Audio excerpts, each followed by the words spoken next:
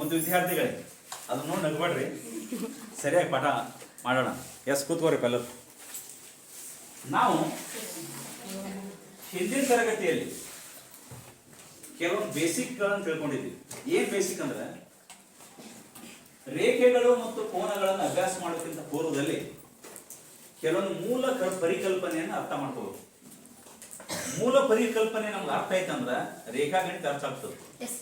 ಏನ್ ಮೂಲ ಪರಿಕಲ್ಪನೆ ಅಂದ್ರೆ, ನಮ್ಮ ರೇಖೆಗಳು ಮತ್ತು ಕೋನಗಳು ಅರ್ಥ ಆಗ್ಬೇಕಂದ್ರೆ ಫಸ್ಟ್ ಬಿಂದು ಅಂದ್ರೆ ಏನು ಗೊತ್ತಿರ್ಬೋದು. ರೇಖಾಗಣಿತದಲ್ಲಿ ಬಿಂದು ಅಂದ್ರೆ ಏನು, ಹೇಗಿರ್ತದೆ ಇದನ್ನ ಅರ್ಥ ಮಾಡ್ಕೊಂಡ್ರೆ ಮುಂದೆ ರೇಖೆಗಳಿಗೆ ಹೋಗ್ಬೋದು. ಇದು ಅರ್ಥ ಆಗಲಿ ಏನು ಗೊತ್ತಾಗಲ್ಲ. ಹಾಗಾದ್ರೆ ರಮೇಶ ಈ ಕಡೆ ನೋಡ, ಬಿಂದು ಅಂದ್ರೆ ನೋಡ್ಲಿಕ್ಕೆ ಮಾತ್ರ ಕಾಣಿಸ್ ಹೊರತಾಗಿ ಅದಕ್ಕೆ ಉದ್ದ ಅಗಲ ದಪ್ಪಗಳೇ ಇರಲ್ಲ. ಯಾವ ವಸ್ತುವಿಗೆ ಉದ್ದ ಇರುವುದಿಲ್ಲ, ಯಾವ ವಸ್ತುವಿಗೆ ಅಗಲ ಇರುವುದಿಲ್ಲ, ಯಾವ ವಸ್ತುವಿಗೆ ಏನಿರಲ್ಲ, ದಪ್ಪ ಇರಲ್ಲ. ಅದು ಎಲ್ಲ ಬಿಂದುಗಳಿರ್ತಾವ. ಅದಕ್ಕೆ ಏನಂತ ಕರಿತಾನಂದ್ರೆ ಸ್ಥಿತಿ ಮಾತ್ರ ಹೊಂದಿದ್ದು. ಸ್ಥಿತಿ ಅಂದ್ರೆ ನೋಡುದು ಮಾತ್ರ ಕಾಣಿಸ್ತದೆ ಹೊರತಾಗಿ ಅದನ್ನ ಅಳಿಲಿಕ್ಕೆ ಮಾತ್ರ ಸಾಧ್ಯ ಇಲ್ಲ. ಸ್ಥಿತಿ ಮಾತ್ರ ಹೊಂದಿದ್ದು ಉದ್ದ ಮತ್ತು ಅಗಲ ಮತ್ತು ದಪ್ಪಗಳಿಲ್ಲದ ಒಂದು ವಸ್ತುವಿಗೆ ನಾವೇನಂತ ಕರಿತೀವಪ್ಪ ಅಂದ್ರೆ ಬಿಂದು ಬಿಂದು ಅಂತ ಕರಿತೀವಿ. ಕೆಲವೊಬ್ರು ಹೆಸರು ಬಿಂದು ಅಂತ ಇರ್ತಾವ, ಆ ಬಿಂದು ಬಿಂದು ಅಂದ್ರೆ ಇಲ್ಲ, ಆ ಬಿಂದು ಬೇರೆ. ಬಿಂದು ಅಂದ್ರೆ ಶ್ರೇಷ್ಠವಾದದ್ದು ರೇಖಾಗಣಿತದಲ್ಲಿ. ಬಿಂದು ಇಲ್ಲ ಅಂದ್ರೆ ರೇಖಾಗಣಿತ ಆಗಲ್ಲ. ಯಾಕಂದ್ರ ಬಿಂದುವಿನೇ ರೇಖಾಗಣಿತವನ್ನು ಆಳ್ತದ, ರಾಜ ಆಳ್ದಂಗ. ಯಾಕಂದ್ರೆ ಬಿಂದು ಇಲ್ಲ ಏನು ಮಾಡ್ಲಿಕ್ಕಾಗಲ್ಲ. ಗಣಿತ ಬರ್ಬೇಕಾ ಸಂಖ್ಯೆಗಳು ಬರ್ಬೇಕು, ಸಂಖ್ಯೆಗಳಿಲ್ಲ ಅಂದ್ರೆ ಗಣಿತ ಬರಲ್ಲ. ನಾವು ನೀವು ಮಾತಾಡ್ಬೇಕಾದ್ರೆ ಭಾಷೆ ಬರ್ಬೇಕು, ಭಾಷೆ ಇಲ್ಲ ನೀವು ಮಾತಾಡೋದು ನನಗೆ ಗೊತ್ತಿರೋದು, ನಾವು ಮಾತಾಡೋದು ನಿನಗೆ ಗೊತ್ತಿರೋದು, ಮೂಗ್ರಾಟ ಅದು. ಅದಕ್ಕೆ ಭಾಷೆ ಬಹಳ ಇಂಪಾರ್ಟೆಂಟ್ ಅದು. ಅದೇ ರೀತಿ ರೇಖಾಗಣಿತದಲ್ಲಿ ಬಿಂದುಗಳಿದ್ರೆ ರೇಖಾಗಣಿತ ಬರ್ತದೆ, ಇಲ್ಲ ರೇಖಾಗಣಿತ ಬರಲ್ಲ. ಹಾಗಾದ್ರೆ ನಾವೇನ್ ಮಾಡ್ತೀವಿ ಅಂದ್ರೆ ಬಿಂದುವನ್ನು ತಿಳ್ಕೊಂಡ ತಕ್ಷಣ ನೆನಪಿರಲಿ, ಈ ಬಿಂದುಗಳನ್ನ ಜೋಡಣೆ ಮಾಡ್ತೀನಿ. ಗಮನ ಇರಲಿ. ಎಸ್, ಬಿಂದುಗಳ ಜೋಡಣೆಯು ರೇಖೆಯಾಗಿ ಉಂಟಾಗುತ್ತದೆ. ಬಿಂದುಗಳು ಚಲಿಸುವ ಬಿಂದುಗಳ ಪಥವೇ ನಾವು ರೇಖೆ ಎಂದು ಕರೆಯುತ್ತೇವೆ. ಹೀಗೆ ಈ ಬಿಂದು ಹೀಗೆ ಹೀಗೆ ಹೀಗೆ ಹೀಗೆ ಹೀಗೆ ಹೀಗೆ ಹೀಗೆ ಹೀಗೆ ಈಗ ಹೀಗೆ ಹೀಗೆ ಬೇಕಾದಷ್ಟು ಬಿಂದುಗಳನ್ನು ನೀವು ತಗೋಬಹುದು. ರಂಗೋಲಿ ಹಾಕುವಾಗ ಹಿಂಗ್ ಹಾಕ್ತಿವಿ, ಹಿಂಗ್ ಹಾಕ್ತಿವಿ, ಹಿಂಗ್ ಹಾಕ್ತಿವಿ, ಮತ್ತೆ ಹಿಂಗ್ ಹಾಕ್ತಿವಿ, ಹಿಂಗ್ ಹಾಕ್ತಿವಿ, ಹಿಂಗ್ ಹಾಕ್ತಿವಿ, ಹಿಂಗ್ ಹಾಕ್ತಿವಿ. ಹೆಂಗೋ ಆ ಬಿಂದುಗಳು ಗುರುತಿಸಿ ಈಗ ಹಿಂಗ್ ಜಾಯಿನ್ ಮಾಡಿಬಿಡ್ತೀವಿ. ಇದೊಂದು ಆಕೃತಿ ಆಗ್ತದೆ. ನೆಕ್ಸ್ಟ್ ಇದನ್ನ ಜಾಯಿನ್ ಮಾಡ್ತೀವಿ, ಇದನ್ನ ಜಾಯಿನ್ ಮಾಡ್ತೀವಿ, ಇದನ್ನ ಜಾಯಿನ್ ಮಾಡ್ತೀವಿ, ಹಿಂಗ್ ಜಾಯಿನ್ ಮಾಡ್ತೀವಿ, ಇನ್ನೊಂದು ಆಕೃತಿ ಸಿಗ್ತದೆ. ನೋಡು ಬಿಂದುಗಳು ಹೆಂಗೆ ಜೋಡಣೆ ಹೊಂದವೆ. ಬಿಂದುಗಳ ಜೋಡಣೆಯು ರೇಖೆಯಾಗಿ ಉಂಟಾಗ್ತದೆ. ಈ ರೇಖೆಗಳಲ್ಲಿ ಎರಡು ಪ್ರಕಾರಗಳು, ಒಂದು ಸರಳ ರೇಖೆ, ಒಂದು ವಕ್ರ ರೇಖೆ. ಸರಳ ರೇಖೆ ಯಾವಾಗಲೂ ನೇರವಾಗಿ ಹೋಗ್ತಿರ್ತದೆ, ವಕ್ರ ರೇಖೆ ಯಾವಾಗಲೂ ಹೀಗೆ ಬರ್ತಿರ್ತದೆ. ಇಲ್ಲಿ ಕೂಡ ಬಿಂದುಗಳಿರ್ತವೆ, ಗಮನ ಇರಬೇಕು. ವಕ್ರ ರೇಖೆ ಒಂದು ಬೆಸ್ಟ್ ಎಕ್ಸಾಂಪಲ್ ಅಂದ್ರ ಆಪಲ್ ತಗೊಂಡು ನೀ ಕಟ್ ಮಾಡಿಬಿಡು, ವಕ್ರ ರೇಖೆ ಯಾಕೆ ಸಿಗ್ತದೆ. ಹಿಂಗೆ ಕಟ್ ಮಾಡಿ ಒಂದು ಹಸಿ ಕಟ್ಟಿಗೆಯನ್ನು ತಗೊಂಡ್ಬಿಟ್ಟು ಬರ್ಲನ್ ತಗೊಂಡ್ಬಿಟ್ಟು ಹಿಂಗ್ ಬೆಂಡ್ ಮಾಡಿಬಿಡು, ವಕ್ರ ರೇಖೆ ಬರ್ತದೆ. ಬೇಕಾದ್ರೆ ನೀವು ಚೆಕ್ ಮಾಡ್ಬೋದು. ಸಪೋಸ್ ನಾ ಟೆಕ್ಸ್ಟ್ ಬುಕ್ ಅನ್ನು ಹಿಂಗೈತೆ, ಇದು ಚೌಕಾಕಾರವಾದ ಟೆಕ್ಸ್ಟ್ ಬುಕ್ ಅದು, ಇದನ್ನ ಹಿಂಗ್ ಬೆಂಡ್ ಮಾಡಿಬಿಡು, ಇದು ಒಂದು ವಕ್ರ ರೇಖೆ ಸಿಗ್ತದೆ. ಇದನ್ನೇ ಸೀದಾ ಹಿಡಿ, ಸರಳ ರೇಖೆ ಸಿಗ್ತದೆ. ಬಿಂದುಗಳು ಸರಳವಾಗಿ ಜೋಡಣೆ ಹೊಂದಿದ್ದರೆ ಅದು ಸರಳ ರೇಖೆ ಉಂಟಾಗ್ತದೆ. ಬಿಂದುಗಳು ವಕ್ರವಾಗಿ ಜೋಡಣೆ ಹೊಂದಿದ್ದರೆ ವಕ್ರ ರೇಖೆ ಆಗ್ತದೆ. ಗಮನ ಇರಬೇಕು. ಹಾಗಾದ್ರೆ ಸರಳ ರೇಖೆ ಮತ್ತು ವಕ್ರ ರೇಖೆಗಳು ತುಂಬಾ ಡಿಫ್ರೆನ್ಸ್ ಇದೆ. ನಾವೇನ್ ಮಾಡ್ತೀವಿ ಅಂದ್ರೆ ಸರಳ ರೇಖೆಯನ್ನ ಹೀಗೆ ಹೊಡಿತೀವಿ, ನೇರವಾಗಿ ಸರಳ ರೇಖೆ ಹೊಡಿತೀವಿ. ಹೊಡೆದ ತಕ್ಷಣ ಈ ಸರಳ ರೇಖೆಯ ಮೇಲೆ ನಾನು ಏನ್ ಮಾಡ್ತೀನಿ ಅಂದ್ರೆ ಎರಡು ಬಿಂದುಗಳನ್ನು ಗುರುತಿಸ್ತೇನೆ, ಎ ಮತ್ತು ಬಿ ಬಿಂದುಗಳನ್ನು ಗುರುತಿಸ್ತೇನೆ. ಸರಳ ರೇಖೆಯ ಮೇಲೆ ಎರಡು ಬಿಂದುಗಳನ್ನು ಗುರುತಿಸ್ತೇನೆ. ಎರಡು ಬಿಂದುಗಳನ್ನು ಗುರುತಿಸಿದಾಗ ಗಮನ ಇರಲಿ, ವೆರಿ ಇಂಪಾರ್ಟೆಂಟ್. ಸರಳ ರೇಖೆಯ ಮೇಲೆ ಎರಡು ಬಿಂದುಗಳನ್ನು ಗುರುತಿಸಿದಾಗ ಎಷ್ಟು ಸ್ಪೇಸ್ ಸಿಗ್ತದೆ ನನಗೆ, ಎಲ್ಲಿಂದ ಇಲ್ಲಿ ಸಿಗ್ತದೆ, ಮತ್ತು ಇದು ಎಕ್ಸ್ಟ್ರಾ ಸ್ಪೇಸ್, ಇವು ಎಕ್ಸ್ಟ್ರಾ ಸ್ಪೇಸ್, ಇದು ಎಕ್ಸ್ಟ್ರಾ ಸ್ಪೇಸ್, ಮಧ್ಯದಲ್ಲಿ ಇಷ್ಟು ಸ್ಪೇಸ್. ಸರಳ ರೇಖೆಯ ಬಿಂದುಗಳ ಮಧ್ಯದ ಭಾಗ ವಕ್ರರೇಖೆಯಲ್ಲ, ಗಮನ ಇರಲಿ. ಸರಳ ರೇಖೆಯ ಬಿಂದುಗಳ ಮಧ್ಯದ ಭಾಗವನ್ನ ನಾವೇನಂತ ಕರಿತೀವಿ ಅಂದ್ರ ರೇಖಾಖಂಡ ಅಂತ ಕರಿತೀವಿ. ರೇಖಾಖಂಡ ಏನ್ರಿ? ರೇಖಾಖಂಡ ಅಂದ್ರೆ ಏನಪ್ಪಾ ಅಂದ್ರ ಸರಳ ರೇಖೆಯ ಒಂದು ಭಾಗ ಅಂತ. ನಾವು ಯಾವುದೇ ಭಾಗ ಇರಲಿ, ಸರಳ ರೇಖೆಯ ಒಂದು ಭಾಗ, ಎ ಬಿ ಭಾಗ ಇರ್ಬೋದು, ಬಿ ಸಿ ಭಾಗ ಇರ್ಬೋದು, ಸಿ ಡಿ ಭಾಗ ಇರ್ಬೋದು, ಯಾವುದೇ ಭಾಗ ಇರ್ಬೋದು, ಆ ಸರಳ ರೇಖೆಯ ಒಂದು ಭಾಗವನ್ನು ನಾವು ರೇಖಾಖಂಡ ಅಂತ ಕರಿತೀವಿ. ಇದ ರೇಖಾಖಂಡ ಬರೀರುವಂತ ನೀವು ಹೆಂಗ್ ಬರೀಬೇಕು ಗೊತ್ತಾ? ಚಿಹ್ನೆಯ ಮೂಲಕ. ಈಗ ಎ ಬಿ ರೇಖಾಖಂಡ ಚಿಹ್ನೆ ನೋಡು ಬರೆಯುವುದು. ಎ ಬಿ ರೇಖಾಖಂಡ. ಎ ಬಿ ಸರಳ ರೇಖೆ ಬರೀರು ಅಂದ್ರೆ ಈಗ ಎ ಬಿ ಸರಳ ರೇಖೆ ನೋಡು ಚಿಹ್ನೆ ಹೇಗದೆ. ರೇಖಾಖಂಡ ಅಂದ್ರ ಸ್ಟಾಪ್, ಸರಳ ರೇಖೆ ಅಂದ್ರೆ ಏರೋ ಮಾರ್ಕ್. ಎರಡು ವ್ಯತ್ಯಾಸ ಹೋಗ್ತಿರ್ತಾವ, ಹಿಂದೆ ಮುಂದೆ ಚಲಿಸ್ತಿರ್ತದೆ. ರೇಖಾಖಂಡ ಚಲಿಸುವುದಿಲ್ಲ, ಗಮನ ಇರಲಿ. ನಂತರ ನಾವೇನ್ ಮಾಡ್ತೀವಿ ಅಂದ್ರೆ ಒಂದು ಬಿಂದುವಿನಿಂದ ಅನೇಕ ಬಿಂದುಗಳು ಚಲಿಸ್ತವೆ, ನೇರವಾಗಿ ಹೋಗ್ತವೆ, ಹಿಂದೆ ಬರೋಲ್ಲ, ಸ್ಟ್ರೇಟ್ ಹೋಗ್ತಿರ್ತಾವೆ. ಯಾವ ಡೈರೆಕ್ಷನ್ ಬೇಕು ಆ ಡೈರೆಕ್ಷನ್ ಹೋಗ್ತಾವ ಬಿಂದು ಏನು ಬಿಂದುಗಳು. ನಿನಗೆ ಯಾವ ಡೈರೆಕ್ಷನ್ ಬೇಕು? ಲೆಫ್ಟ್ ಬೇಕಂದ್ರೆ ಲೆಫ್ಟ್ ಕಳಿಸು, ರೈಟ್ ಬೇಕಂದ್ರೆ ರೈಟ್ ಕಳಿಸು, ಮೇಲೆ ಕಳ್ಸ ಮೇಲೆ ಕಳಿಸು, ಕೆಳಗೆ ಕಳ್ಸ ಕೆಳಗೆ ಕಳಿಸು. ಬಿಂದುಗಳು ಏನ್ ಮಾಡಿರ್ತಾವ ಅಂದ್ರೆ ಒಂದು ಜೋಡಿನ ಮೂಲಕ ಒಂದೇ ನೇರದಲ್ಲಿ ಚಲಿಸ್ತವ, ಒಂದೇ ಡೈರೆಕ್ಷನ್ ದಲ್ಲಿ ಚಲಿಸ್ತವ. ಅದಕ್ಕೆ ಮೂಲ ಬಿಂದು ಓ ಅಂತ ಇರ್ತದೆ. ಓ ಬಿಂದುವಿನಿಂದ ಚಲಿಸ್ತಿರ್ತಾವ. ಉದಾಹರಣೆ ನೋಡು, ಸೂರ್ಯನ ಸೂರ್ಯ ಓ, ಅದರಿಂದ ಸೂರ್ಯನ ಕಿರಣಗಳು ನೇರವಾಗಿ ಬರ್ತವೆ. ಮೂಲ ಬಿಂದು ಅಲ್ಲಿಂದ ಬರ್ತದೆ. ಈಗ ಲೈಟ್ ಹತ್ತಿದೆ, ನಮ್ಮ ಲೈಟ್ ಓ ಬಿಂದು ಮೂಲ ಬಿಂದು. ಲೈಟ್ ದಿಂದ ಲೈಟಿನ ಕಿರಣಗಳು ನೇರವಾಗಿ ಬಂದು ನಿಮ್ಗೆ ಬೀಳ್ತವೆ, ನಮ್ಮ ಮೇಲೆ ಬೀಳ್ತವೆ. ಹಾಗಾದ್ರೆ ಆ ಬಿಂದುಗಳು ಒಂದೇ ನೇರದಿಂದ ಒಂದೇ ನೇರಕ್ಕೆ ಬರ್ತವೆ. ನಾ ಇದಕ್ಕೆ ಹೆಸರು ಕೊಡ್ತೀನಿ, ಕಿರಣದ ಹೆಸರು ಓ ಎ. ಒಂದು ಸ್ಟಾರ್ಟಿಂಗ್ ಪಾಯಿಂಟ್ ಇರಬೇಕು, ಎಂಡಿಂಗ್ ಪಾಯಿಂಟ್ ಇರಬಾರ್ದು. ಯಾಕ? ಅದಕ್ಕೆ ಎಂಡೇ ಇಲ್ಲ, ಮುಂದುವರಿದೆ. ಯಾವುದೇ ಮೂಲ ಬಿಂದುವನ್ನು ಹೊಂದಿರುವಂತ ಸರಳ ರೇಖೆಯ ಒಂದು ಭಾಗ. ಹಾಗಾದ್ರೆ ಸ್ಟಾರ್ಟಿಂಗ್ ಪಾಯಿಂಟ್ ಅನ್ನು ಹೊಂದಿರುವಂತ ಬಿಂದುಗಳ ಪಥ ಒಂದೇ ನೇರದಲ್ಲಿ ಚಲಿಸುತ್ತಿದ್ದರೆ ಅದನ್ನು ಕಿರಣ ಎಂದು ಕರೆಯುತ್ತೇವೆ. ಕಿರಣ ಯಾವಾಗಲೂ ಒಂದೇ ನೇರದಲ್ಲಿ ಹೋಗ್ತದೆ, ಎರಡನೇ ನೇರದಲ್ಲಿ ಹೋಗಲ್ಲ. ಇದು ಪಾಯಿಂಟ್. ಕಿರಣವನ್ನು ಬರೀರಿ ಅಂದ್ರ ಈಗ ಓಎ ಕಿರಣ ನೋಡಿ ಹೆಂಗ್ ಬರ್ದಾನೆ. ಮೂರು ಎಷ್ಟು ವ್ಯತ್ಯಾಸ ನೋಡ್ರಿ. ಎ ಬಿ ರೇಖಾಖಂಡ, ಎ ಬಿ ಸರಳ ರೇಖೆ, ಓಎ ಕಿರಣ. ಇದಕ್ಕೆ ಹೆಸರು ಕಿರಣ. ಓಎ ಕಿರಣ ಬರೀ ಪಟ್ಟನ ಹಿಂಗ್ ಚಿಹ್ನೆ ಮೂಲಕ ಬರೀಬೇಕು. ಎ ಬಿ ಸರಳ ರೇಖೆ ಬರಿ ಅಂದ್ರೆ ಇದ್ರ ಮೂಲಕ ಸರಳ ರೇಖೆ ಬರೀಬೇಕು. ರೇಖಾಖಂಡ ಬರಿ ಅಂದ್ರ ರೇಖಾಖಂಡ ಬರೀಬೇಕು. ಹೀಗೆ ರೇಖಾಗಣಿತದಲ್ಲಿ ಬಿಂದು ಬರ್ತದೆ, ಸರಳ ರೇಖೆ ಬರ್ತದೆ, ರೇಖಾಖಂಡ ಬರ್ತದೆ, ಕಿರಣಗಳು ಬರ್ತವೆ. ಈ 4 ಪಾಯಿಂಟ್ ಮೇನ್ ಇಂಪಾರ್ಟೆಂಟ್. ಈ 4 ಪಾಯಿಂಟ್ ನಾವು ತಿಳ್ಕೊಂಡ್ರೆ ಮುಂದೆ ನಾವೇನ್ ಮಾಡ್ತೀವಪ್ಪ ಅಂದ್ರ ಕೋನಗಳಿಗೆ ಹೋಗ್ತೀವಿ. ಹಾಗಾದ್ರೆ ರೇಖೆಗಳಂದ್ರೆ ಗೊತ್ತಾಯ್ತಾ? ಯಸ್.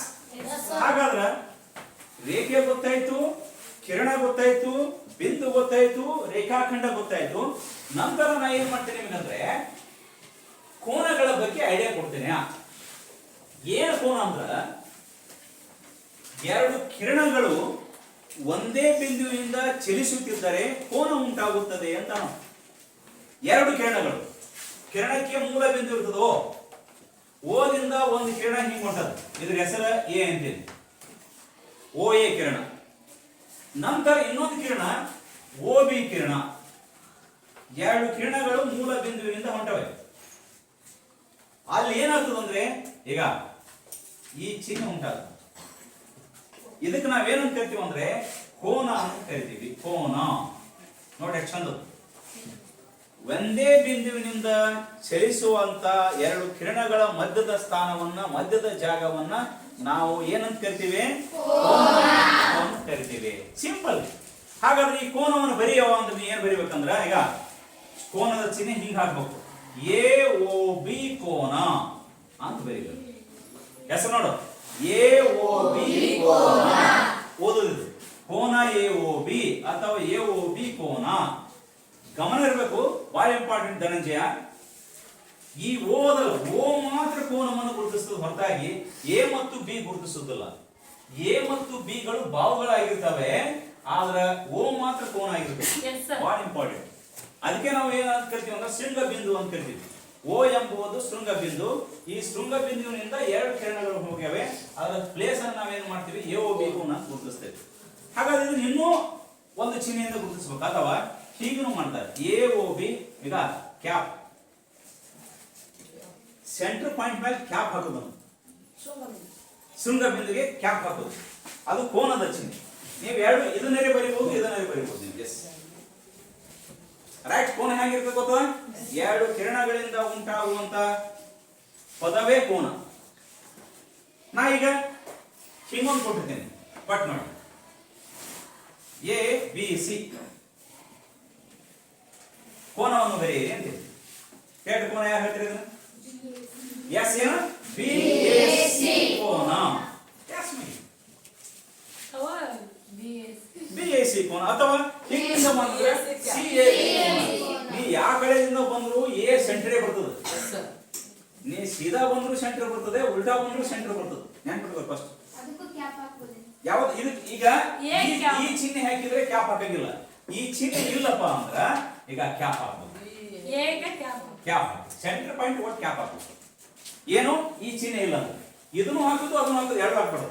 ಮತ್ತೆ ಈಗ ಗೊತ್ತಿ ನೋಡಿ, ಇದ್ರಲ್ಲ ಒಂದು ಮಾತು ಹಾಕ್ಬೇಕು, ಸರಿನಾ? ಇದೇ ಕೋನದ ಐಡಿಯಾ, ಇದೇ ರೇಖೆಗಳ ಐಡಿಯಾ. ಹಾಗಾದ್ರೆ ನಾವು ಮುಂದುವರೆದಂಗ ಏನ್ ಮಾಡ್ತೀವಪ್ಪ ಅಂದ್ರ ಕೋನಗಳ ಪ್ರಕಾರಗಳನ್ನು ಅಭ್ಯಾಸ ಮಾಡ್ತೀವಿ. ರೇಖೆಗಳ ಪ್ರಕಾರವನ್ನು ಅಭ್ಯಾಸ ಮಾಡ್ತೀವಿ, ಕೋನಗಳ ಪ್ರಕಾರಗಳನ್ನು ಅಭ್ಯಾಸ ಮಾಡ್ತೀವಿ. ಯಾವ ಪ್ರಕಾರಗಳು? ಕೋನಗಳ ಪ್ರಕಾರಗಳು. 8ನೇ ಕ್ಲಾಸ್ನಾಗೂ ಅಭ್ಯಾಸ ಮಾಡಿವಿ, ಆದ್ರೆ ನೆನಪಿಲ್ಲ ಅಷ್ಟೇ. ಬ್ರಿಡ್ಜ್ ಕೋರ್ಸ್ನಾಗ ಓದಿವಿ, ಅವಾಗ ನೆನಪಿಲ್ಲ ಅಷ್ಟೇ. ಪದೇ ಪದೇ ಹೇಳುದು, ನೆನಪಾಡುದು. ನಾವು ಹೇಳುದು ನೀವು ಹಂಗೆ ಬಿಡುದೇ ಹಿಂಗೆ ಮಾಡ್ಬಾರ್ದು.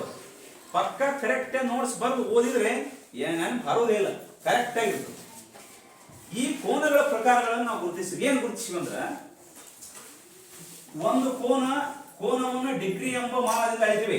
ಡಿಗ್ರಿ 0 ಡಿಗ್ರಿ, 0 ಡಿಗ್ರಿದಿಂದ 89 ಡಿಗ್ರಿ. ನೋಡಿ ಬರ್ದೇನೆ, ಡಿಗ್ರಿ ಎಂಬ ಸಂಕೇತದಿಂದ ಕೋನವನ್ನು ಗುರುತಿಸ್ತೇವೆ.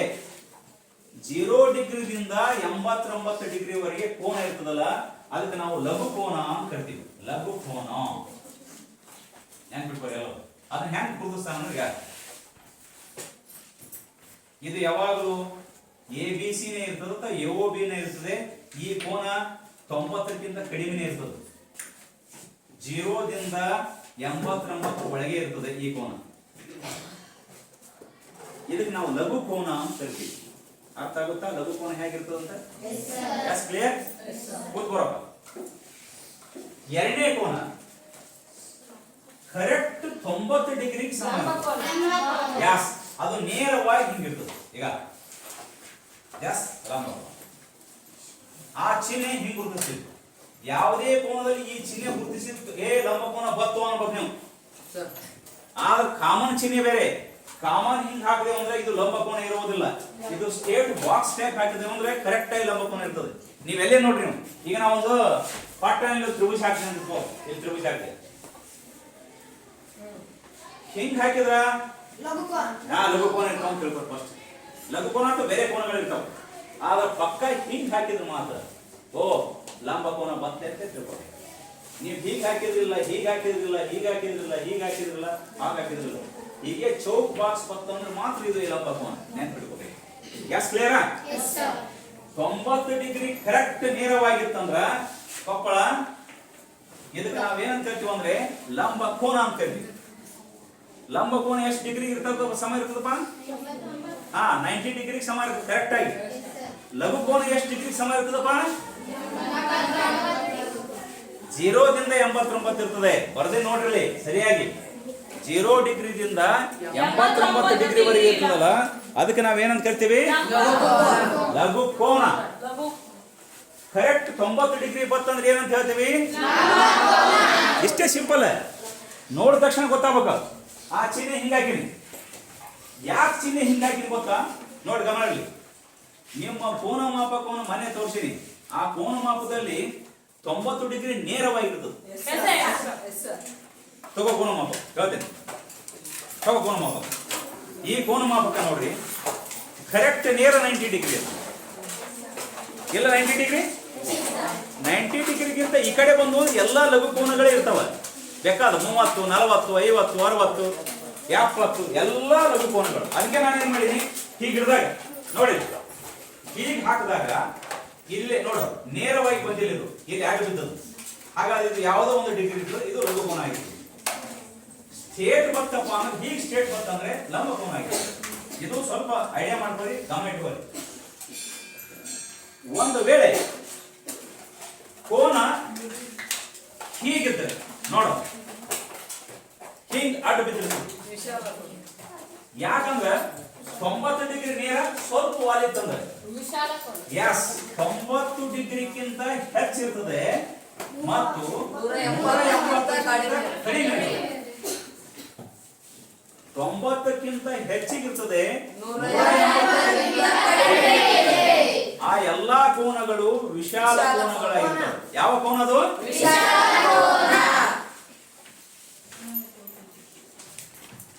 ನೆನಪಿಡ್ಬೇಕು, ಕರೆಕ್ಟ್ ಆಗಿ ನೆನಪಿಡ್ಬೇಕು, ವಿಶಾಲ ಕೋನ. ಹಾಗಾದ್ರೆ ವಿಶಾಲ ಕೋನ ಒಂದು ಐಡಿಯಾ ತಗೋಬೇಕಾದ್ರೆ, ಈಗ ಲೆಫ್ಟ್ ಸೈಡ್ ಬಾಗಿತ್ತಂದ್ರೆ ಎಲ್ಲ ವಿಶಾಲ ಕೋನ. 110 degree, 100 degree, 95 degree, 110 degree, 105 degree, 140 degree, 160 degree, 180 ಬೇಕಾದಷ್ಟು ಬಿಡಿ. ಇವೆಲ್ಲ ಏನಿರ್ತವೆ? ವಿಶಾಲ ಕೋನಗಳಾಗಿರ್ತವೆ. ನೆಕ್ಸ್ಟ್ ಕೋನ ಏನು ಗೊತ್ತಾ? ಸರಳ ಕೋನ. ಸರಳ ಕೋನ ಹೇಗಿರುತ್ತೆ ಗೊತ್ತಾ? ಈಗ ಎಕ್ಸಾಕ್ಟ್ ಸರಳ 180 ಡಿಗ್ರಿ, 180 ಡಿಗ್ರಿ ಸಮ ಇತ್ತಂದ್ರೆ ನಾವು ಸರಳ ಕೋನ ಅಂತ ಕರಿತೀವಿ. ಗಮನ ಇರಲಿ, ಎರಡು ಲಂಬ ಕೋನಗಳನ್ನು ಸೇರಿಸಿದ್ರೆ ಒಂದು ಸರಳ ಕೋನ ಅದು. ಒಪ್ಕೋತೀರಿ? ಹೆಂಗಪ್ಪ ರಮೇಶ? 90 ಪ್ಲಸ್ 90 180 ಸರಳ ಕೋನನೇ, ಸಿಂಪಲ್. ನಂತರ ಓದ್ತೀವಿ ಸರಳಾಧಿಕ ಕೋನ. ಹೆಸರೇನು?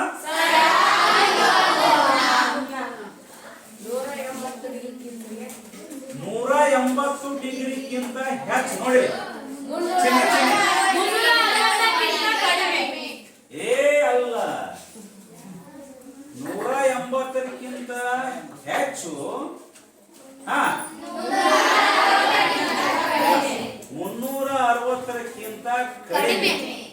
ಚಿಹ್ನೆ ನೋಡು, ನೀವು ಅದೇ ಹೇಳಿದ್ರ? 180ಕ್ಕಿಂತ ಹೆಚ್ಚು, ಏನಿರ್ತದೆ? ನೋಡ್ತೀನಿ. ಈಗ ಸರಳ ಕೋನ ಇಲ್ಲಿವರೆಗೆ ಸರಳ ಕೋನ, ಇದು ಲಘು ಕೋನ, ಇದು ಲಘು ಕೋನ, ಇದು ಲಂಬ ಕೋನ, ಇದು ಯಾವ ಕೋನ? ವಿಶಾಲ ಕೋನ, ವಿಶಾಲ ಕೋನ, ಸರಳ ಕೋನ. ಹಾಗಾದ್ರೆ ಇಲ್ಲಿ ಸರಳ 180ಕ್ಕಿಂತ ಹೆಚ್ಚು, 180ಕ್ಕಿಂತ ಹೆಚ್ಚು, 180ಕ್ಕಿಂತ ಹೆಚ್ಚು, 180ಕ್ಕಿಂತ ಹೆಚ್ಚು, 360ಕ್ಕಿಂತ ಕಡಿಮೆ. ಇವೆಲ್ಲ ಸರಳಾಧಿಕ ಆಗಿರ್ತವೆ. ಕರೆಕ್ಟ್ ಬಾಯ್ ರಿಟರ್ನ್ ಇಲ್ಲಿ ಬಂದೇವಂದ್ರ ಪೂರ್ಣ ಕೋನ ಆಗ್ತದೆ, 360 ಡಿಗ್ರಿ ಆಗಿರ್ತದೆ. ಹಿಂಗೆ ಯಾಕೆ? ಕರೆಕ್ಟ್ 360. 360 ಅಂದ್ರೆ 4 ಲಂಬ ಕೋನಗಳಿಗೆ ಸಮ ಇರ್ತದೆ. ಎಷ್ಟು ಲಂಬ ಕೋನಗಳಿಗೆ ಸಮ ಇರ್ತದೆ? 4 ಲಂಬ ಕೋನಗಳಿಗೆ ಸಮ ಇರ್ತದೆ. ಇದು ನಾವು ಕೋನಗಳನ್ನ ಅರ್ಥ ಮಾಡ್ಕೊಳ್ಳೋದು. ಕೋನಗಳನ್ನ ಡಿಗ್ರಿಗಳಿಗೆ ಅನುಗುಣವಾಗಿ ಕೋನಗಳನ್ನ ನಾವೇನ್ ಮಾಡಿವಿ ಅಂದ್ರೆ ಅರ್ಥ ಮಾಡ್ಕೊಂಡಿವಿ, ನೆನಪಿಟ್ಕೊಳ್ಳಿ. ನಂತರ ಇನ್ನೂ ಕೆಲವೊಂದು ವಿಶೇಷ ಕೋನಗಳದಾವು, ಅವು ಬಹಳ ಇಂಪಾರ್ಟೆಂಟ್. ಕೋನಗಳ ಪ್ರಕಾರಗಳಲ್ಲಿ ನಿಮ್ಮ ಅಭ್ಯಾಸಕ್ಕೆ ಇದಕ್ಕಿಂತ ವಿಶೇಷ ಕೋನಗಳದಾವು. ಏನ್ ವಿಶೇಷ ಕೋನ ಅಂದ್ರೆ ನೆನಪಿಡ್ರಿ, ವಿಚಾರ ಮಾಡ್ರಿ.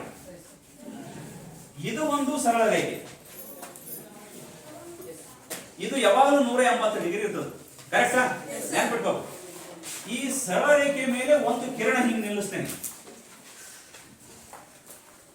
ಇಲ್ಲಿಂದ ಇಲ್ಲಿವರೆಗೆ ಬರಾಗ ಎಷ್ಟೋ ಕಿರಣಗಳನ್ನು ಹೇಳಿ ಅವೆಲ್ಲ ಸೇರಿ 180 ಆಗ್ಲೇಬೇಕಾ? ಆಗಲೇಬೇಕು. ಈಗ ಯಾಕ ಸರಳ ಕೋನವನ್ನು ಅಭ್ಯಾಸ ಮಾಡಿ. ಹಾಗಾದ್ರೆ ನಾವೇನ್ ಹೇಳ್ತೀವಿ ಅಂದ್ರೆ, ಒಂದು ಸರಳ ರೇಖೆ ಮೇಲೆ ಒಂದು ಕಿರಣವು ನಿಂತಾಗ ಒಂದೇ ಬದಿಯ ಕೋನಗಳು ಉಂಟಾಗ್ತವೆ. ಒಂದೇ ಬದಿ. ಏನು ಒಂದೇ ಬದಿ? ಈ ಬದಿ ಈ ಬದಿ, ಈ ಬದಿ ಈ ಬದಿ ಕೋನ ಉಂಟಾಗ್ತವೆ. ಇವಕ್ಕೆ ನಾವು ಪಾರ್ಶ್ವ ಕೋನಗಳು ಅಂತ ಕರಿತೀವಿ. ಪಾರ್ಶ್ವ ಕೋನ ನೆನಪಿಡ್ರಿ, ಪಾರ್ಶ್ವ ಕೋನ. ಇವಕ್ಕೆ ಇನ್ನೊಂದು ಹೆಸರು ಏನಂದ್ರೆ ಜೋಡಿ ಕೋನನು ಅಂತಾರೆ. ಏನಂತ ಹೇಳ್ತಾರೆ? ಜೋಡಿ ಜೋಡಿ ಆಗಿರ್ತಾವ, ಒಂದೊಂದು ಜೋಡಿ ಆಗಿರ್ತಾವ ಅಷ್ಟೇ. ಎರಡು ಸೇರ್ ಜೋಡಿ ಆಗಿರ್ತಾವ. ಏನ್ ಜೋಡಿ ಅಂದ್ರೆ ಇದು ಒಂದು ಇದೊಂದು ಸೇರಿ ಒಂದು ಜೋಡಿ. ನೆಕ್ಸ್ಟ್ ಹಿಂಗ್ ಹೇಳಿದ್ರ ಇದು ಒಂದು ಇದೊಂದು ಸೇರಿ ಇನ್ನೊಂದು ಜೋಡಿ, ಎರಡೆರಡು ಜೋಡಿ ಆಗಿರ್ತಾವ. ಹಾಗಾದ್ರೆ ಈ ಎರಡು ಪಾರ್ಶ್ವ ಕೋನಗಳ ಮೊತ್ತ ಎಷ್ಟಕ್ಕೆ ಇರ್ತದೆ ಅಂದ್ರೆ 180 ಡಿಗ್ರಿ ಇರ್ತದೆ ಯಾವಾಗಲೂ. ಗಮನ. ಹಾಗಾದ್ರೆ ಅವ ಹೇಳ್ತಾನೆ, ಒಂದು ಸರಳ ರೇಖೆಯ ಮೇಲೆ ಒಂದು ಕಿರಣವು ನಿಂತಾಗ ಉಂಟಾಗುವ ಎರಡು ಪಾರ್ಶ್ವಕೋನಗಳ ಮೊತ್ತ 180 ಡಿಗ್ರಿ ಇದ್ದರೆ ಅದನ್ನು ಸರಳ ಯುಗ್ಮ ಎಂದು ಕರೆಯುತ್ತೇವೆ. ಸರಳ ಯುಗ್ಮ. ಸರಳ ಯುಗ್ಮ ಎಷ್ಟಕ್ಕೆ ಸಮ ಇರ್ತದೆ? 180 ಡಿಗ್ರಿ. ಹಾಗಾಗಿ ಹೆಂಗಪ್ಪ ನೀ ಪಾರ್ಶ್ವಕೋನ ಹೇಳಪ್ಪ ಅಂತ ನಾವು ಹೇಳಂದ್ರ, ಈಗ ಪಾರ್ಶ್ವಕೋನಗಳ ಜೋಡಿ ಹೇಳ್ತೀನಿ. AOC ಇದು ಪಾರ್ಶ್ವಕೋನ, ಕೋನ AOC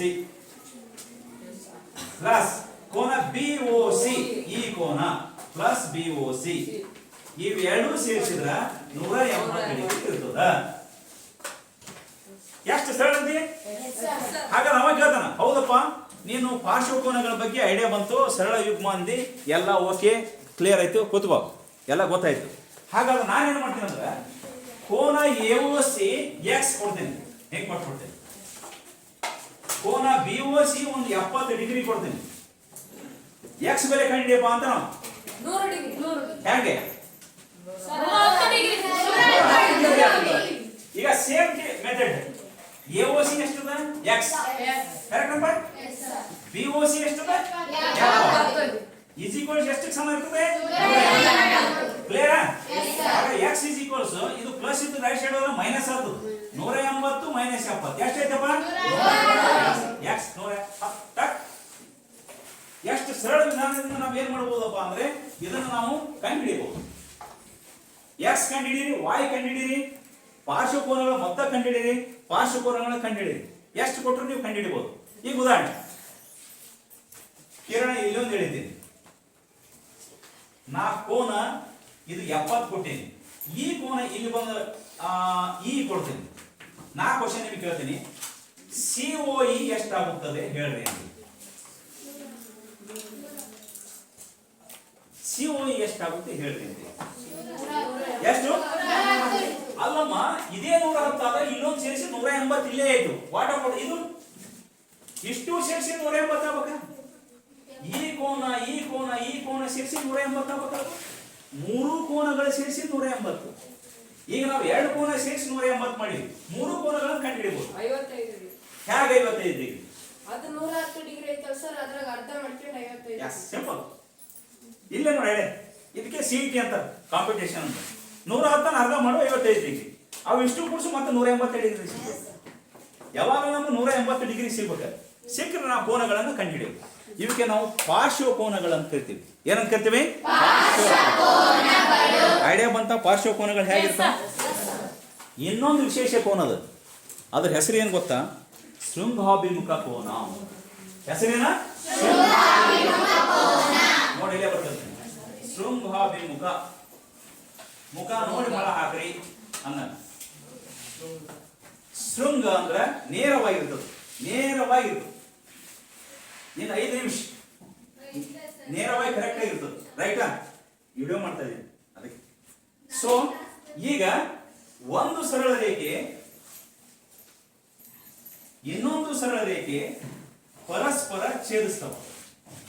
ಛೇದಿಸಬಹುದು. ಒಂದು ಸರಳ ರೇಖೆ ಮತ್ತು ಇನ್ನೊಂದು ಸರಳ ರೇಖೆ ಏನಾಗ್ತವ ಅಂದ್ರೆ ಪರಸ್ಪರ ಛೇದಿಸ್ತವ. ಛೇದಿಸಿದಾಗ ಏನಾಗ್ತದ ಅಂದ್ರೆ ಕೋನಗಳು ಉಂಟಾದವು. ಕೋನಗಳು ಉಂಟಾದವು. ಈ ಕೋನಗಳು ಉಂಟಾದವು. 4 ಕೋನಗಳು ಉಂಟಾದವು. 4 ಕೋನಗಳು ಉಂಟಾದಾಗ ಅಲ್ಲಿ ಎದುರು ಬದಿರಿನ ಕೋನಗಳು ಇರ್ತವೆ. ಎದುರು ಬದಿರಿನ ಕೋನಗಳಂದ್ರ ಈ ಎರಡೂ ಸರಳ ರೇಖೆಗಳು ಪರಸ್ಪರ ಏನಾಗ್ತವ ಅಂದ್ರ ಛೇದಿಸಿದಾಗ ಎಲ್ಲಿ ಛೇದಿಸ್ತದಂದ್ರ O ಬಿಂದುವಿನಲ್ಲಿ ಛೇದಿಸ್ತವೆ. ಓ ಬಿಂದು ಅಥವಾ ಯಾವುದೇ ಬಿಂದು ತಗೋರಿ, ಓನೇ ಬೇಕಾಗಿಲ್ಲ, ಬೇರೆ ಬಿಂದು ಅಂತ ತಗೋರಿ. ಅವಾಗ ನಾ ಏನ್ ಕೊಡ್ತೀನಿ ಅಂದ್ರೆ ಈ ಸರಳ ರೇಖೆಗೆ ಎ ಬಿ ಅಂತ ಕೊಟ್ಟೆ, ಈ ಸರಳ ರೇಖೆಗೆ ಸಿ ಡಿ ಅಂತ ಕೊಟ್ಟೆ. ಇಲ್ಲಿ 4 ಕೋನಗಳು ಉಂಟಾದವು. ಯಾವ ಕೋನ ಉಂಟಾದವು ನೋಡ್ರಿ? ಒಂದು ಬಿ ಓ ಸಿ ಉಂಟಾಯಿತು. ಅರ್ಥಾಗಿ ಕೂತ್ಕೊಳಪ್ಪ, ಇದು ಬಿ ಓ ಸಿ ಒಂದು. ಇನ್ನೊಂದೇನು ಉಂಟಾಯ್ತು? ನೋಡು ತಗೊಳ್ಳೋದು, ಈ ಎಂಡ್ ಪಾಯಿಂಟ್ ಇಲ್ಲಿ ತಗೊಂಡು ಇದ್ರ ಎಂಡ್ ಪಾಯಿಂಟ್ ಲಿಂದಾನೆ ತಗೋಬೇಕು, ಉಲ್ಟಾ ಪಲ್ಟಾ ತಗೋಬೇಡಿ. ಎ ಓ ಸಿ ಆಯ್ತು. ತಗೋರಿ ಮತ್ತೆ B O D, B O D ತಗೋರಿ. ಯಾವತ್ತು 4 ಅಲ್ವಾ? ಕೋನ ಹೆಂಗ್ ತಗೋಬೇಕಂತ ಗೊತ್ತಾಯ್ತಾ? ಹಾಗಾಗಿ ಗಮನದಲ್ಲಿ ಕೋನ ಬಿ ಓ ಸಿ ಗೆ ಕೋನ ಎ ಓ ಡಿ ಅಪೋಸಿಟ್ ಅದಾವ. ಕೋನ ಅಪೋಸಿಟ್ ಅದಾವ ನೋಡ್ರಿ, ಅಪೋಸಿಟ್ ಅದಾವ. ಹಾಗಾದ್ರೆ ಕೋನ ಬಿ ಓ ಸಿ ಗೆ ಕೋನ ಬಿ ಓ ಡಿ ಯಾವುದು ಎ ಓ ಡಿ ಅಪೋಸಿಟ್ ಇದ್ದು ಅಂದ್ರ ಇಂತ ಅಪೋಸಿಟ್ ಇದ್ದಂತ ಕೋನಗಳಿಗೆ ಶೃಂಗಾಭಿಮುಖ ಕೋನಗಳಂತ ಕರಿತೀವಿ. ಎಲ್ಲೇ ಇರ್ಲಿ ಒಂದು ಸರಳ ಕಟ್ ಆಗಿಬಿಡ್ತಂದ್ರೆ ಅಲ್ಲಿ ಶೃಂಗಾಭಿಮುಖ ಕೋನ ರೆಡಿ ಅಂತ ತಿಳ್ಕೊಬೇಕು. ಅಭಿಮುಖ, ಅಭಿಮುಖ ಅಂದ್ರೆ ಒಂದು ಶೃಂಗಾಭಿಮುಖ. ಶೃಂಗ ಅಂತ ಹೆಸರು ಯಾಕೆ ಗೊತ್ತಾ? ಅಲ್ಲಿ ಒಂದು ಶೃಂಗ ಬಿಂದು ಉಂಟಾದ ನೋಡಿ. ಈ ಎರಡು ಕಟ್ಟಾದ, ಈ ಎರಡು ಕಟ್ಟಾದ ಇಲ್ಲಿ ಒಂದು ಬಿಂದು ಉಂಟಾದ, ಶೃಂಗ ಶೃಂಗ ತುದಿಯಲ್ಲಿ ಉಂಟಾದ. ಅದಕ್ಕೆ ನಾವು ಶೃಂಗ ಅಂತ ಹೇಳ್ತೀವಿ. ಅಭಿಮುಖ ಅಪೋಸಿಟ್, ಎರಡು ಅಪೋಸಿಟ್, ಇದಕ್ಕೆ ಅಪೋಸಿಟ್ ಇದು, ಇದಕ್ಕೆ ಅಪೋಸಿಟ್ ಇದು. ಅದಕ್ಕೆ ನಾವು ಏನಂತ ಕರಿತೀವಿ? ರೈಟಾ? ಹಾಗಾದ್ರೆ ಇಷ್ಟೆಲ್ಲ ಸಮಸ್ಯೆ ಆಗೋ ದೃಷ್ಟಿಯಿಂದ ನಾವು ಕೋನಗಳನ್ನ ಬರ್ಕೊಳ್ಳೋ ದೃಷ್ಟಿಯಿಂದ ನಾವ್ ಏನ್ ಮಾಡ್ತೀವಿ ಅಂದ್ರೆ ಒಂದು ಕೆಸಲ 1 ಕೊಡ್ತೀವಿ, ಒಂದಕ್ಕೆ 2 ಕೊಡ್ತೀವಿ, ಒಂದಕ್ಕೆ 3 ಕೊಡ್ತೀವಿ, ಒಂದಕ್ಕೆ 4 ಈಸಿ ಆಗಿ ಕೊಡ್ತೀವಿ. ನಾ ಕೇಳ್ತೇನೆ ಶೃಂಗಾಭಿಮುಖ ಜೋಡಿ ಯಾವ ಇದ್ರಾಗ ತಿಳಿದ್ರೆ ನೀ ಏನ್ ಗೊತ್ತಾ? 1ಕ್ಕೆ 4, ಒಂದು ಕೋನ 1 ಕೋನ 4 ಶೃಂಗಾಭಿಮುಖ. ಇನ್ನೊಂದು ಜೋಡಿ ಅಂತ ಹೇಳ್ರಿ ಅಂತೀನಿ, ಹೇಳೋಣ ಯಾವುದು? 2 ಮತ್ತು 3 ಶೃಂಗಾಭಿಮುಖ. ಐಡಿಯಾ ಬರ್ತದ? ಶೃಂಗಾಭಿಮುಖ ಹೆಂಗಿರ್ತಾವ ಅಂತ ಗೊತ್ತಾಯ್ತಾ? ರೈಟಾ? ಇದು ಒಂದು ವಿಶೇಷವಾದಂತ ಕೋನ, ಒಂದು ವಿಶೇಷ ಪಾರ್ಶ್ವ ಕೋನ, ಇನ್ನೊಂದು ವಿಶೇಷ ಶೃಂಗಾಭಿಮುಖ ಕೋನ, ಇನ್ನೊಂದು ವಿಶೇಷ ಏನು ಗೊತ್ತಾ? ಪೂರಕ ಕೋನಗಳು ಮತ್ತು ಪರಿಪೂರಕ ಕೋನಗಳು ಅಂತ ಹೆಸರು ನೋಡಿ. ಒಂದು ವಿಶೇಷ ಕೋನಗಳು. ಪೂರಕ ಕೋನಗಳಂದ್ರ 2 ಕೋನಗಳ ಮೊತ್ತ 90 ಡಿಗ್ರಿಗೆ ಸಮ ಇರೋದು. ಉದಾಹರಣೆ ಕೋನ ಎ ಪ್ಲಸ್ ಕೋನ ಬಿ ಸೇರಿಸಿ 90 ಡಿಗ್ರಿ ಇರಬಹುದು. ಒಂದೇ 90 ಅಲ್ಲ, 2 ಸೇರಿಸಿ 90 ಇರಬಹುದು. ನೀ 45 ತಗೋ, 60-30 ತಗೋ, 30-60 ತಗೋ, ಎಷ್ಟು ತಗೋ ನನಗೆ ಗೊತ್ತಿಲ್ಲ. 2 ಕೋನ ಸೇರಿಸು 90 ಡಿಗ್ರಿ ಮಾಡಿ. ಅದಕ್ಕೆ ನಾವು ಪೂರಕ ಕೋನ ಅಂತ ಕರಿತೀವಿ. ಏನಂತ ಕರಿತೀವಿ? ನೆನಪಿಡ್ರಿ, ಓಯ್ ನೆನಪಿಡಿಯುವಂತ ಸಂಗತಿ ಇದು. 2 ಕೋನ ಸೇರಿಸ್ಬಿಟ್ರ ಎಷ್ಟಕ್ಕೆ ಸಮ ಇರ್ಬೇಕಂತ? 90ಕ್ಕೆ ಸಮ ಇರ್ಬೇಕಂತ. ಅದಕ್ಕೆ ನಾವೇನಂತ ಕರಿತೀವಂತ? ಇನ್ನೊಂದು ಕೆಳಗೆ ಇನ್ನೊಂದು ಪರಿಪೂರಕ ಕೋನ. ಪರಿಪೂರಕ ಕೋನ ಹೇಗಿರ್ತದೆ ಗೊತ್ತಾ? 2 ಕೋನಗಳ ಮೊತ್ತ ಕೋನ ಎ ಪ್ಲಸ್ ಕೋನ ಬಿ ಸೇರಿಸಿ 180. ಇವಕ್ಕೆ ನಾವು ಪರಿಪೂರಕ ಕೋನಗಳ ಕರಿತೀವಿ. ನೆನಪಿಡಿ.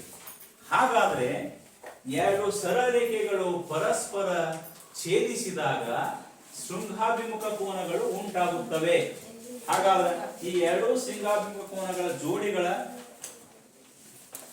ಏನು ಕೋನಗಳ ಅಳತೆ ಸೇಮ್ ಇರ್ತವೆ. ಇದು 30 ಡಿಗ್ರಿ ಇದ್ರೆ ಇದು 30 ಡಿಗ್ರಿನೇ ಇರ್ತದೆ. ಇದು 70 ಡಿಗ್ರಿ ಇದ್ರೆ ಇದು 70 ಡಿಗ್ರಿನೇ ಇರ್ತದೆ. ಇದು ನೆನಪಿಡ್ಬೇಕು, ಅರ್ಥ ಮಾಡ್ಕೋಬೇಕು. ಆದ್ರೆ ಪಾರ್ಶ್ವ ಕೋನಗಳು ಏನಿರೋದಿಲ್ಲ ಅಂದ್ರೆ ಸಮ ಇರಲ್ಲ. 2 ಸೇರಿಸಿ 180 ಇರ್ತದೆ. ಇವೆರಡು ಪರಸ್ಪರ ಏನಿರ್ತಾವ ಅಂದ್ರೆ ಅಪೋಸಿಟ್ ಆಗಿರ್ತಾವ. ಅರ್ಥ ಆಯ್ತಾ? ಹಾಗಾದ್ರೆ ನಾವ್ ಇಲ್ಲಿವರೆಗೆ ಏನ್ ಅಭ್ಯಾಸ ಮಾಡಿದೇವೆ ಗೊತ್ತಾ?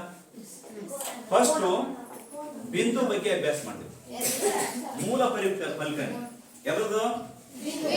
ರೇಖಾಗಣಿತದ ಮೂಲ ಪರಿಕಲ್ಪನೆ ಏನು? ಬಿಂದು. ಬಿಂದು ಆದ ತಕ್ಷಣ ಸರಳ ರೇಖೆ ಉಂಟಾಯಿತು. ಸರಳ ರೇಖೆ ಉಂಟಾದ ತಕ್ಷಣ ಕಿರಣ ಉಂಟಾಯಿತು. ಕಿರಣ ಉಂಟಾದ ತಕ್ಷಣ ರೇಖಾಖಂಡ ಉಂಟಾಯಿತು. ರೇಖಾಖಂಡ ಉಂಟಾದ ತಕ್ಷಣ ಏನುಂಟಾಯಿತು? ಕೋನ ಉಂಟಾಯಿತು. ಕೋನ ಉಂಟಾದ ತಕ್ಷಣ ಏನಾಯ್ತು ಗೊತ್ತಾ? ಕೋನಗಳ ವಿಧಗಳು ಉಂಟಾದವು. ಲಘು ಕೋನ, ಲಂಬ ಕೋನ, ವಿಶಾಲ ಕೋನ, ಸರಳ ಕೋನ, ಸರಳ ಕೋನ. ನಂತರ ಕೆಲವೊಂದು ವಿಶೇಷ ಕೋನಗಳು ಉಂಟಾದವು. ಯಾವ ಕೋನಗಳ ಹೆಸರು? ಫಸ್ಟ್ ಪಾರ್ಶ್ವ ಕೋನಗಳು ಉಂಟಾದವು. ನಂತರ ನಂತರ ನಂತರ ನೆನ್ಪಿಟ್ಕೊಳ್ಳಿ, ಏನು? ಸರಳ ಯುಗ್ಮ ರೆಡಿ ಆಯ್ತು. ಸರಳ ಯುಗ್ಮ ಎಲ್ಲಿ ರೆಡಿ ಆಗ್ತದೆ ಅಂದ್ರೆ ಎರಡು ಪಾರ್ಶ್ವಕೋನಗಳ ಮೊತ್ತ ಮಾಡಿದ್ರೆ ಸರಳ ಯುಗ್ಮ ರೆಡಿ ಆಗ್ತದೆ. ಹಾಗಾದ್ರೆ ಸರಳ ಯುಗ್ಮದಲ್ಲಿ ನಾವು ಎಕ್ಸ್ ವೈ ಬೆಲೆಗಳನ್ನು ಕಂಡು ಹಿಡಿಯಬಹುದು.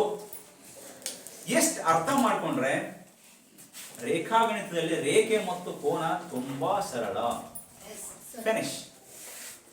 ನಾಸ್ಟ್ ಏನ್ ಮಾಡೋಣ ಅಂದ್ರೆ ಗಮನ ಇರಲಿ, ಮುಂದಿನ ಕ್ಲಾಸ್ನಲ್ಲಿ ನಾವು ಕ್ಲಿಯರ್ ಆಗಿ ಇದರ ಅನ್ವಯದ ಮೇಲೆ ಆಧಾರ ಪ್ರತಿಜ್ಞೆಗಳು ಮತ್ತು ಇನ್ನೊಂದೇನು ಹೆಸರು ಸ್ವಯಂ ಸಿದ್ಧಗಳು, ವಿಕ್ಲೀಡನ ಆಧಾರ ಪ್ರತಿಜ್ಞೆಗಳು ಮತ್ತು ಸ್ವಯಂ ಸಿದ್ಧಗಳದವಲ್ಲ, ಅವೆರಡನ್ನು ಅಭ್ಯಾಸ ಮಾಡಿ ಕೆಲವೊಂದು ಲೆಕ್ಕಗಳನ್ನ ಬಿಡಿಸೋಣ.